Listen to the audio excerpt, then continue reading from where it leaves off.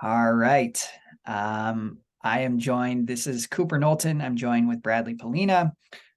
Today we're going to be chatting about everyone's favorite topic, access agreements. I'm not sure if it is everyone's favorite topic, but yeah, figured we would come on here, Brad. We've been getting a lot of questions about this recently, have a couple matters touching on access agreements at the moment. So I thought it would be valuable to just spend a few minutes chatting about this topic. Maybe we can start off. You can start off by just kind of giving us a high level impression or high level thoughts on what are access agreements and why do they exist so frequently in New York City specifically?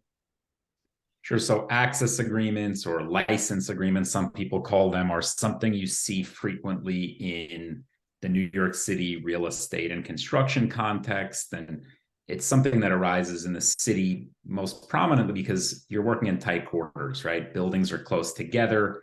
And very often, if you're performing any kind of construction work, whether it's excavation, it could be ground up construction, certain kinds of exterior repairs, you have a need to enter the property next to you. You have a need to enter the adjoining property. Now, very often that need arises actually from a legal duty to protect that property, whether it's a common law duty or there are all sorts of duties contained within the New York City building code. So you're performing construction, you actually have a legal obligation to protect the property next to you as well as its occupants and usually pedestrians from the potentially harmful effects of that construction.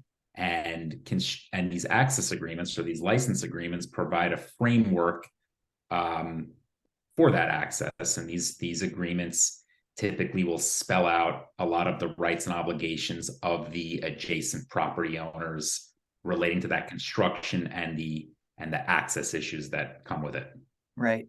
Access in some ways is a little bit of a misnomer too, right? Because it sounds like access to the actual physical space of the building, but frequently I think access agreements most often are, in New York City, usually what you see is a scaffolding extending 6 feet right onto someone's Yep. sidewalk, right? Or it could be like above their roof or something like that, right? That's right. Oftentimes it's not even really that they're entering, they're having access in like the loosest sense of the word. Right. And so when we talk about access, I guess if you unpack that first, you need access to actually have your construction team and your design professionals go to the property next door, usually to perform a pre-construction survey, and then actually to, in the case of scaffolding, which is probably the most common example, to actually install the scaffolding or the sidewalk shed. And then the access, right, continues for the duration that that equipment remains in place. And probably the most important term, the key term in these access agreements is what type of access is being requested. In other words, is it scaffolding? Is it window protection, roof protection? Is it underpinning if you're performing excavation work? And also, how long can it remain in place? Right. So I guess the next question is someone's building next to you or you are building and you need to access the neighboring property. Can the neighboring property owner just say no? Can they just say like, it's my private property, I'm not giving you the ability to use it? Like, no. What happens in that instance? They can say that so most of these issues are really resolved voluntarily and cooperatively between the building owners. I have a need to enter your property. You may not be thrilled that I need to put scaffolding up, but we come to an agreement about the terms of the license. Maybe I'll pay you a license fee on a monthly basis, whatever it is. Sometimes out there in the real world, adjoining property owners do say no, or they attempt to say no. I'd say generally they don't fare particularly well in court. I think courts recognize the fact that there are legal duties. Building owners that are engaged in construction activities or repair activities have legal duties, and courts don't want to stand in the way of you performing construction work. They don't want to stand in the way of you putting up a building that's going to house people, for example, or perform facade repair work that's actually mandated by law, New York City law. So courts will, there are some exceptions, but by and large, courts are very inclined to grant the access and grant the license. But they then focus on imposing reasonable terms for the license. So at a high level, courts generally will grant you the access. And really what the conversation shifts to is what are the terms of the access? So you mentioned a few of those terms earlier. You mentioned it usually comes down to things like how long is the access granted, what types of access. I imagine another one that's pretty significant is fees, right? Maybe you could talk a little bit about how fees are discussed or negotiated or thought about. Sure. I mean, having scaffolding installed on your property or roof protection or window protection, sidewalk shed, whatever it is kind of a drag, right? Your neighboring property owner comes to you and says they want to install this. Maybe they have a legal obligation to do it to protect your building or to protect pedestrians from debris and falling objects and things like that. But it's not something that the adjacent property owner really wanted to do. They're sort of being dragged into it.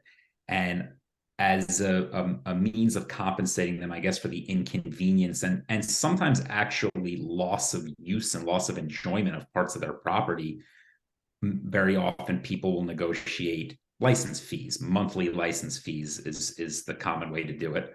And they can range in amount, right? I said most of these are negotiated agreements. Nobody actually winds up in court. There usually isn't a judge setting these fees, but what you normally see, again, this can really vary depending on the property and the type of intrusion and the duration of the intrusion, but you often see something in the range of a few $1,000s a month.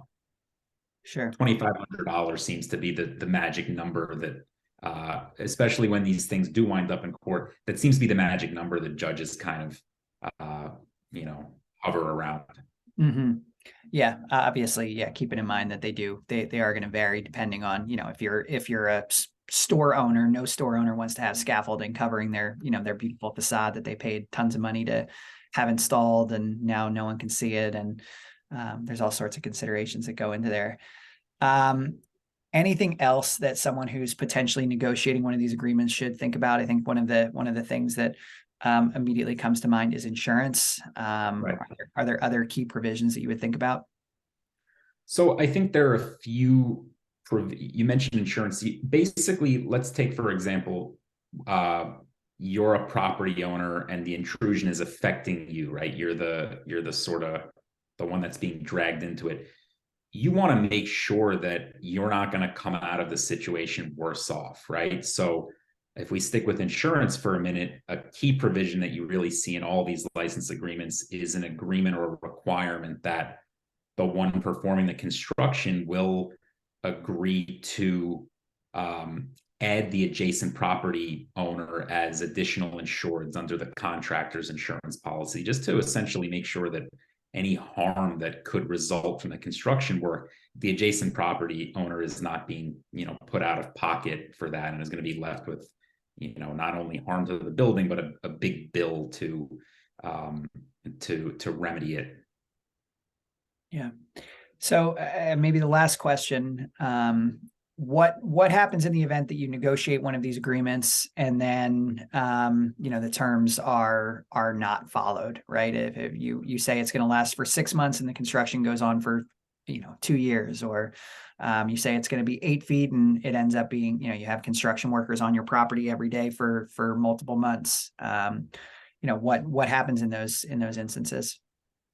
So there are, I guess, just thinking in general terms, there are a few different ways that these agreements can be breached. There are a few common buckets we see. I mean, the most common is the property owner that's performing the construction agrees to pay you or has been ordered by a court to pay you, let's say, a license fee of $2,500 a month, and they don't. And the agreement, or again, the court order says $2,500 a month as long as the scaffolding or whatever other equipment remains in place, $2,500 a month. We've seen these cases. They're unfortunately all too common where the fee's not paid, the equipment remains in place. So it's essentially a breach of contract. You as the adjoining property owner can sue the one involved in the construction to recover fees. If you really get into a situation where the equipment or the construction activity constitutes a trespass, things can get obviously a little messier, and you might wind up back in court fighting over trespass. There may be requests for injunctions and things like that. I think all participants from all sides hope that it doesn't get to that point. That's when things get really messy and really expensive. And a well-negotiated, detailed access agreement really should help stave off a lot of those kinds of conflicts. Great. Well, I think that's a good place to stop. Hopefully this is a good intro into the topic for anyone who's dealing with these issues or has questions. Feel free to contact our office. Brad has dealt with these issues extensively. We have other partners who have as well. So if you're dealing with one of these issues, feel free to reach out and we'd be happy to chat. Otherwise, we'll be back with another video on another illuminating topic soon, I'm sure. Thanks, Brad. All right. Thanks. See you later.